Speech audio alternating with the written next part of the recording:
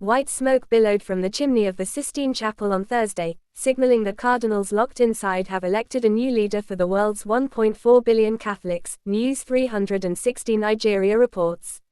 Thousands of pilgrims and curious onlookers in St. Peter's Square cheered and applauded as the smoke appeared and bells began to ring, indicating the 2,000-year-old institution has its 267th pope.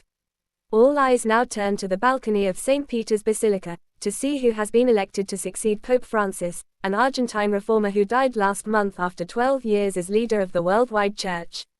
The new pontiff will be introduced in Latin with his chosen papal name and address the world for the first time.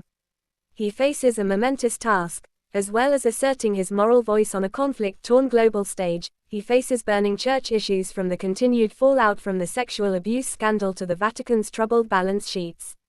Some 133 princes of the church, from 5 continents, the largest conclave ever, began voting on Wednesday afternoon. Sworn to secrecy, on pain of excommunication, their only means of communicating their progress to the outside world was by sending up smoke through the chimney of the Sistine Chapel. On Wednesday evening and then again on Thursday lunchtime, the smoke was black, emitting disappointed sighs from the tens of thousands watching. But on Thursday afternoon just after 6 p.m., 1600 GMT, the smoke emitted was white, confirming that the Catholic Church has a new spiritual leader. By tradition, he now enters the room of tears, where freshly elected popes give free rein to their emotions, to don a papal cassock for the first time, before returning to the Sistine Chapel so the cardinals can pledge their obedience. He will then appear on the balcony along with a senior cardinal, who will announce to the waiting crowds, Habemus Papam, we have a pope. The pope will then give a short speech and impart his first, Urbi et Orbi, to the city and the world, blessing. Pastor or diplomat. The election has come at a time of great geopolitical uncertainty, which was seen as a key voting issue, along with the rifts within the church. Francis was a compassionate reformer who prioritized migrants and the environment, but he angered traditionalists who wanted a defender of doctrine rather than a headline maker.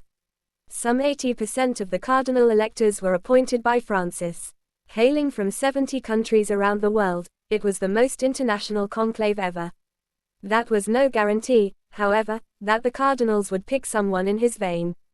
The question was whether to choose a pastor or diplomat, a liberal or conservative, someone versed in the Curia, the church's governing body, or a relative outsider from areas of the world where Catholic faith is thriving. Before the cardinals were locked into the Sistine Chapel Wednesday, the Dean Giovanni Battisteri urged them to choose someone able to protect the church's unity. The next pope must also be able to lead, at this difficult and complex turning point in history, amid raging conflicts around the world and the rise of ultra-nationalist parties.